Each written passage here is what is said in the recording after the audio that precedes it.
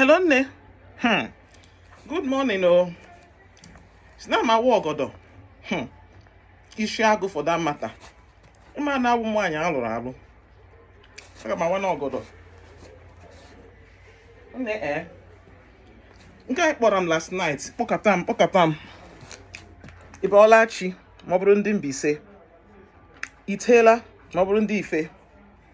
Jiọkwa, ma ọ bụ ndị Abakaliki. Ka, ma ọ bụrụ ndị Abịrịba. Itela. Nke anyị kpọrọ m first thing in the morning. Ịkpọkwara midnight. Ị na-akpọ m ichefuo si na time zone anyị na nke unu abụrụ the same. Ọ dị important. Ịkwana ihe dị important ka ị ga na-akpọ tem ga nọ holiday. Anọ m n'ụlọ nna m, ị na-akpọ m. Oh, the window. Old school. Ị ma na arụrụ ụlọ 1976 na si old school. Anyị wu historians. I'm mator of the house. Aga m emekwa tọọ biko. Obi ndị mmadụ adịrọ mma o. Ana m adị careful. Akụkọ fibroid. Your vice president kpọrọ m yesterday na gị nwa na-akpọzi. Gị nwa wu a whole president Umu Ada worldwide. New York and its environs. Oh, your deputies kwesị na-akpọ m. I promised them na m ga-eme video. Oyichọ ka m kọwatara gị ya straight away. Ị ga-ekwe ka m mee ya record because ngwanụ ka m mezienụ ya record. Oke akụkọ fibroid ahụ. Okay. Ama m ihe a na-akpọ ya n'Igbo. Mana enyi m nwaanyị Sandra, ịmanụ Sandra. Anyị na ya nọ n'Ibiam that time. Ọ sị na ọ wee ehi-afọ. Ama m ma Sandra na-azụzi ehi. Sị na ọ wee ehi-afọ. Dr. Ugo asị na ọwụ mama sị na ọwụ ọkpụ afọ. Masị enwezi loiloi afọ. Ọkwa di gị gụrụ linguistics and Igbo. Ọkwa ya kwesịrị enye anyị interpretations of ihe ndị ahụ. Sandra kpọ ya ehi-afọ. Dr. Ugo akpọ ya loiloi afọ. Unu ahụnanụ. Unu ahụkwala na okay, maka my grandmother na-eti ya that time. Unu ahụkwala na okay, ka anyị gaa straight to the point because achọrọ m ije Ụmụ Ahia War Museum. I was a documentarist. Ka m na-emenụ documentaries of ala Igbo. So ihe m ga-akọwa gị aga m achọ ka i yuzuo ya for August meeting because ịma August meeting wụnụ mgbe ụmụ nwaanyị anyị ga-agbakọ kwuo okwu maka ihe gbasara obodo anyị. Ụmụ nwaanyị na-enekwa anya maka obodo ha, na-enekwa anya maka onwe ha. Because enwe ndị na-ekwu ọtụtụ okwu inyo agagharị. Ndị mmadụ amaghị fibroid owu. So fibroid maka ndị na-akpọ ya ehi-afọ, maka ndị na-akpọ ya loiloi afọ ma ọ kpụgharị afọ mụnwa marọ. N'ime ahụ nwaanyị enwe akpa nwa. At least gị ma ihe ewu akpa nwa. Akpa nwa wụ ebe nwatakịrị nọ n'ime ịma anyị na-akpọ ya afọ, ọ bụrụ afọ. Nwatakịrị na-anọ n'ime akpa nwa. So mam network ịma na-aba. Anyị enwebe ọkụ for almost 2 days na ha bịa enye anyị ọkụ 3 hours ọkụ apụọ. So I charge my phone and achọrọ m ime recharge mmeje MTN office. So ka anyị si na nke a wụ akpa nwa. Nke a wụ tubes. Nke a mkpịsị aka m awụ tubes, fallopian tubes. Ebe nke a abụrụ vagina, ebe a na-amụpụ nwa. So nwaanyị chọrọ ịmụpụ nwa ya emepe like this. Ọkwa ịghọtago ya now. Now, akpa nwa nwere muscle. O nwere anụ arụ, muscle, anụ. Anụ a nwere ike ịbịa bido mụbasawa, buwe ibu. Ya dịka otito. Ama m otu ọzọ m ga-eji kwuo ya dịka ihe na-eto n'ime akpa nwa. Ya bụrụ ihe wụ fibroid. So agwago m gị ihe wụ fibroid. Now, akpa nwa kwesịrị ịdị empty. Nwaanyị tụrụ ime, nwatakịrị abanyezi n'ime akpa nwa. Ka anyị si na mkpịsị aka nke a wụ gịnị? Nwatakịrị nọ n'ime akpa nwa. Nke a wụ fallopian tube. Nke a wụ vagina. nwatakịrị a too afọ a na-aza nwaanyị chọrọ ịmụ nwa ya emepe gịnị mụpụ nwa ahụ. Now fibroid a bido towe, o nwere ike ịbịa mechie akpa nwa nwaanyị ahụ agaghịzi adịrị ime. Ya mere fibroid sometimes na cause gịnị infertility. Nwaanyị ya nọ like this, ọ try ya 5 years 3 years ọmụbe nwa, ha gaje eme ya scan achọpụta nnukwute fibroid bịa block shie. Now fibroid because of otu ahụ o ji dị n'ime afọ akpa nwa tocha, ọ na-akọs nwaanyị nsọ ya ọ na-agbasịsị ọbara na nsọ ya. Ọ bụrụ na before onwe nsọ ya lasịa ihe dịka ụbọchị 4, onwe ndị ga na-agba ọbara izu ụka 2 2 weeks, ọ na-agba ọbara.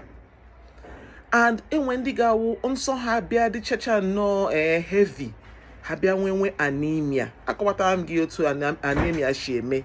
Ha bịa chaa ntụ ike ha na-agwụ ha akụnye like this, ha na-eku ume maka gịnị ọbara ha ewestichala maka fibroid ahụ. Nwekwa ndị ọzọ fibroid a nọrọ n'ime akpa nwa,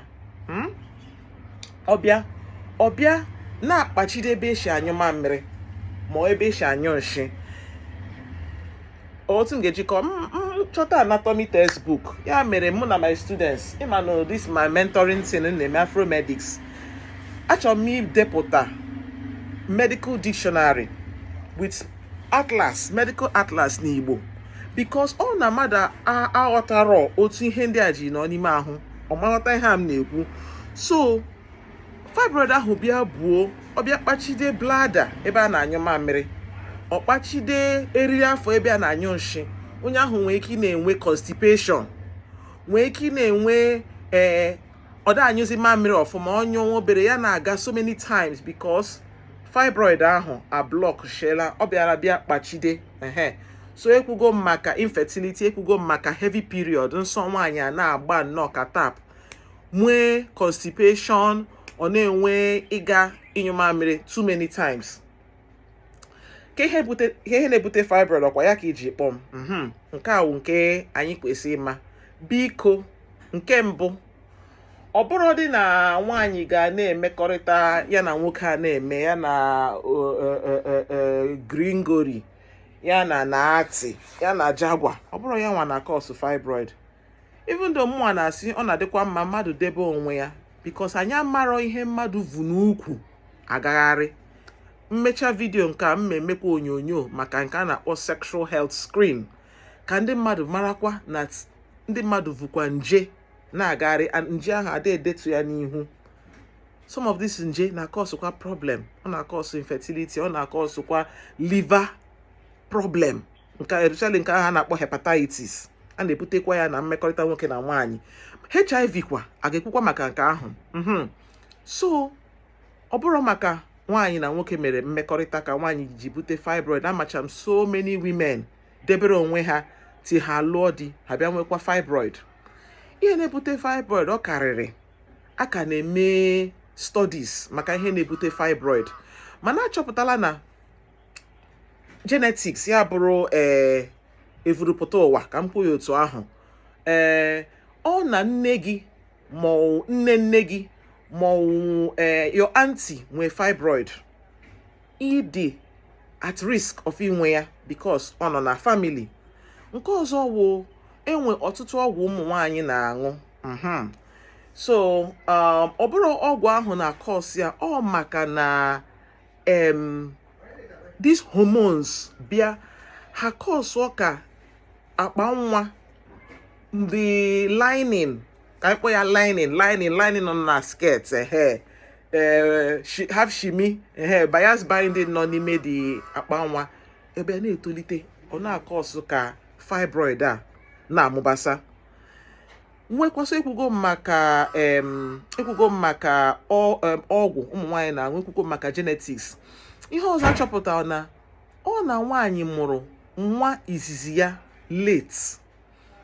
Ịma asịsị ekwuzikwa na nwaanyị amụgo nwa late, but mmadụ kawa nka nwaanyị kawa nka ọ na-amụbeghị nwa ihe ahụ na cause the fibroid because ịma mgbe ọbụla nwaanyị dị ime nwatakịrị nọ n'ime akpa nwa na-eto 9 months ọ bịa like this akpa nwa dịcha nnọọ nice but ọ bụrụ na nwatakịrị anọ n'ime akpa nwa those hormones ga na-eme gị ọtago na fibroid etolite.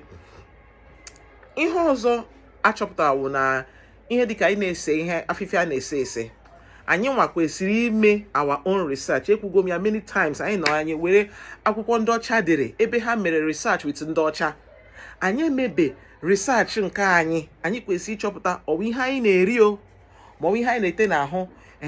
Ịhụrụ mgbe nwunye Gbadebo onye nke pụtara for gọvanọ Lagos steeti mana nwunye ya wee sayentist nwaanyị ma akwụkwọ ezigbote onye isi akwụkwọ, ọ sị na relaxa anyị na-ete n'isi na ọkọsụkwa fibroid. Anụgo m ihe a before.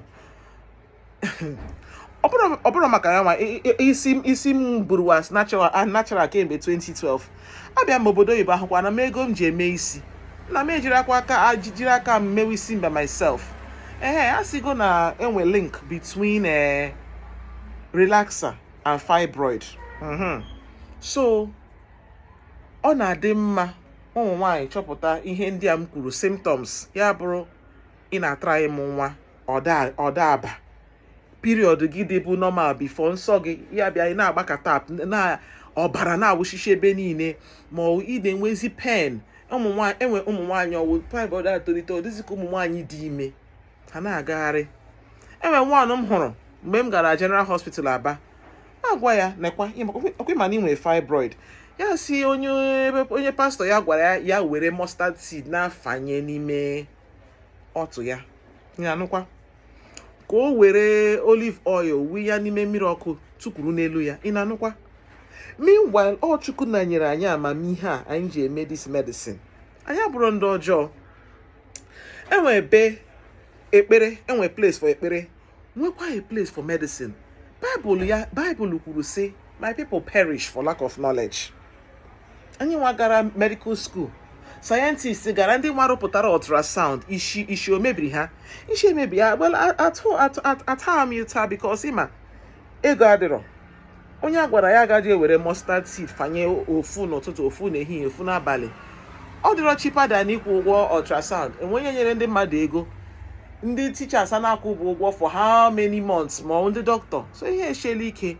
So ọ bụrụ ọsọsọ lack of knowledge or lack of money na-egbukwa ndị mmadụ, ọkwa ya ọtago. So ụmụ nwaanyị nwechacha symptoms ndị a, biko nu gaje hụ your doctor. Your doctor gị ga-eme gị ultrasound scan, achọpụta na fibroid, enwechacha otu ha ga-eji gwọọ ya.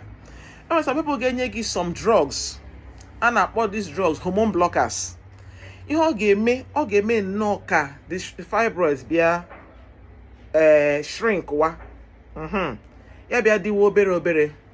Nwekwa ndị ọzọ wụ ọbịa the fibroid dị too big nwa obere, enwere ike ime ha na-akpọ myomectomy, ya bụrụ surgery ha ga-abanye inside the operation theater ewepụ that small surgery small fibroid. Na mba ofesi enwe ndị a na-akpọ ya embolization, amami ha na-akpọ ya n'Igbo, ya bụrụ otu ha ga-eji blọkụọ akwara ahụ na-enye that fibroid ọbara. Fibroid ahụ eme gịnị? Ya nwụkpọ, ya kpọọ nwụkpọ.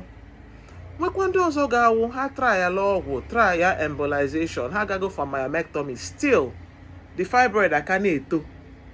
Because of that, maybe nwaanyị amụchala nwa ma ọ ihe a na-enye ya severe anemia, ọ dị mgbe ọbụla ọ na-collapse, ọ na-efent. Ụdịrị ndị a ha nwee ike isi ọkwa ịmụchala nwa, enwezi ihe ọzọ iji akpa nwa gị eme, aga n'ime theater wepụ ya. Nwaanyị enwere onwe. Most of these women a na-anọ on iron tablets, ferrous, a na-aṅụ ferrous. Nwekwa ndị ga-awụ ha emechala ha blood transfusion back to back, ka na-aṅụ ọbara because of fibroid. So biko nu ndị be anyị, ụmụ nwaanyị ibe m, anyị na-eme August meeting. Chetakwa na ọnwụ nwaanyị kpa ahụ ga-enedo ezinụlọ ya, eledokwa CWO, eledokwa Umu Ada, eledokwa Ndom ndị echiri di ha echichi. Anyị agaghị asị ka anyị kụziwa ndị ọzọ maka idozi obodo, mgbe gị nwa n'onwe gị akpa ahụ. Biko enwe ajụjụ ọbụla unu chọrọ ịjụ, biko detuo ya na comment section ka anyị kparawa na-aga. So ọgbatụrụ enyi akọwatara m gị ihe ewu fibroid. Unu mewe yo Umu Ada na New York, chetakwa m ịnọrọkwa enye m invitation ka m bịa kwuo ya face to face, ọ bụrụ ihe na-ekwu n'onyonyo. Biko ka ụmụ nwaanyị anyị ka anyị na-azọ ha ndụ. Fibroid abụrụ cancer dị separate. Ekwugo m okwu icheke na onyonyo m ndị mere na mbụ, ị ga-ahụ maka cervical cancer ma uterine cancer, nke a dị different. Biko na mmadụ nwee fibroid abụrụ na abụrụ gị ọnụ, jee hụ dọkịta gị ka achọpụta ihe a ga-emere gị. Ndị be anyị, ndewo. Aha m wụ Dr. Ogechi Sylvia Eze ni Ọdọcha. Abụ m dọkịta na ala bekee. Ana m ekwu okwu maka ahụike na asụsụ Igbo, asụsụ broken English na asụsụ bekee. Jishike ndị be anyị, Chukwu gọzie anyị. Happy August meeting.